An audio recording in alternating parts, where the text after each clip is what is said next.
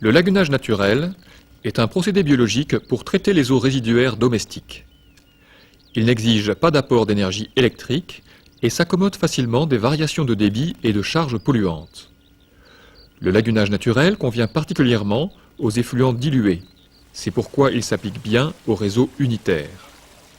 Ce procédé attrayant présente pourtant certaines contraintes. Il requiert des qualités de sol et de sous-sol particulières. Il occupe une surface importante, il rejette des matières organiques en suspension, les performances du traitement subissent l'influence de la température et de l'ensoleillement. Enfin, la rupture de l'équilibre biologique peut générer des odeurs passagères. Mais les avantages du lagunage naturel sont particulièrement intéressants. L'efficacité globale du lagunage reste satisfaisante tout au long de l'année. Une maintenance soignée et régulière, techniquement simple pour de petites communes, suffit au bon fonctionnement de ce procédé.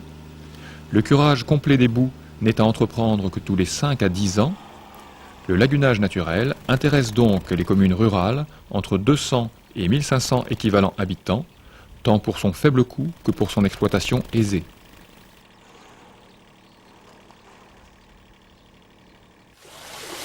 L'épuration par lagunage naturel permet de réduire la pollution carbonée de 60 à 80%, la pollution azotée de 60 à 70% et phosphorée de 60%. De plus, l'abattement de la population bactérienne pathogène fait de ce procédé un traitement tertiaire reconnu pour son rôle désinfectant.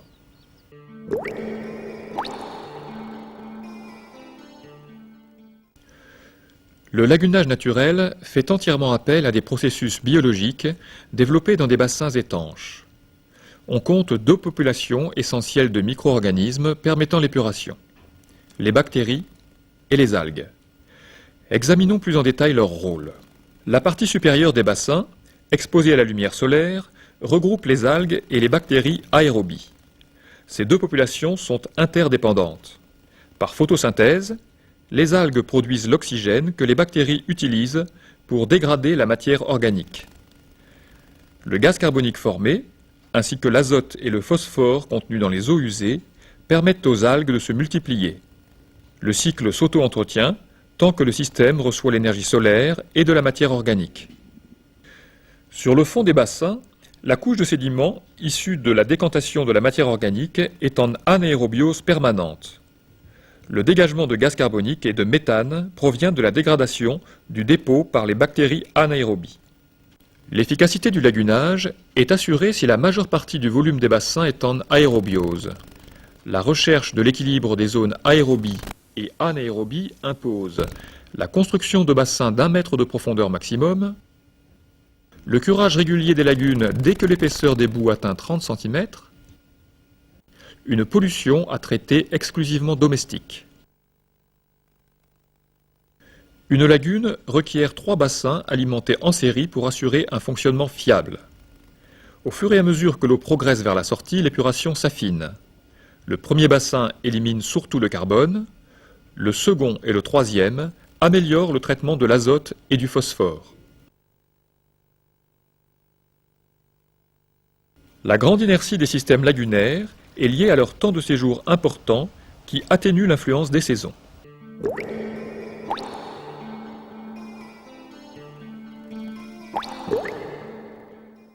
C'est avant tout le soin et la qualité de la conception qui garantiront le bon fonctionnement du système.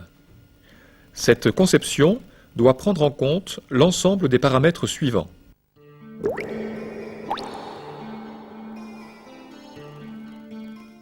La surface nécessaire dépend du nombre d'habitants raccordés. Il faut immobiliser au total 17 à 20 mètres carrés par équivalent habitant. La surface du terrain doit permettre la circulation d'un véhicule muni de sa remorque aux abords des bassins.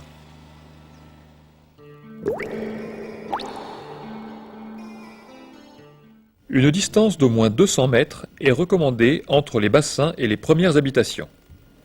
Cependant, une lagune trop éloignée de sa commune augmente fortement les coûts de collecte. De plus, un réseau trop long engendre des effluents septiques à l'origine de graves perturbations. On situe l'ouvrage pour que les vents dominants éloignent les éventuelles odeurs et regroupent localement les lentilles d'eau.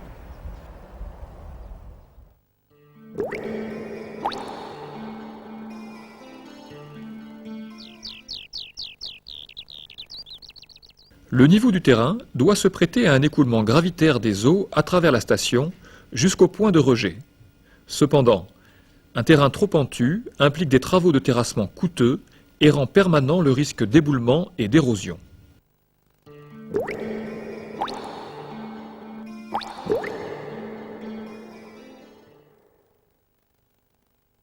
Pour faciliter la construction et assurer la pérennité de l'ouvrage, le point le plus bas du terrassement doit se situer 20 cm au-dessus du niveau haut de la nappe.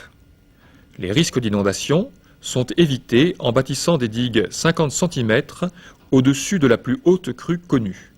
Par conséquent, l'implantation d'un lagunage en fond de vallée est d'emblée proscrite.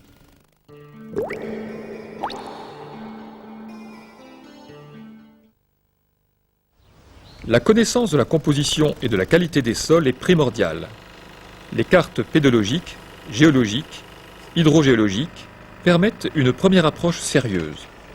Ces données sont à conforter d'une quinzaine de forages par hectare atteignant au moins 2 mètres. Des mesures de perméabilité in situ à l'emplacement des futurs bassins, ainsi que des sondages microgravimétriques, apportent des informations nécessaires pour la suite de l'étude. Les mesures du coefficient de perméabilité K déterminent le degré d'étanchéité du sol. Ce coefficient est déterminé sur site, puis en laboratoire sur sol remanié. La valeur minimale à atteindre après compactage est fixée à 10-8 mètres par seconde. Ainsi, la perte d'eau mensuelle par infiltration ne dépasse pas 25 litres par mètre carré. Dans les cas défavorables, l'apport d'argile, voire la mise en place d'une membrane synthétique, permet d'atteindre ce degré d'étanchéité. Le fonctionnement du lagunage est tributaire du type et de l'état du réseau. On se renseignera donc sur les possibles anomalies qui pourraient entraver l'épuration. Notamment, les raccordements de fosses septiques, d'effluents industriels ou d'élevage sont à proscrire. Retenons que le lagunage offre de bonnes performances épuratoires sur des effluents dilués dont la DBO est inférieure à 300 mg par litre en moyenne annuelle. Les variations de débit liées aux précipitations sont bien supportées. Toutefois, l'écoulement des eaux usées ne doit pas remettre en suspension les matières décantées dans le premier bassin. Si la topographie le permet, l'arrivée des eaux dans la lagune est gravitaire.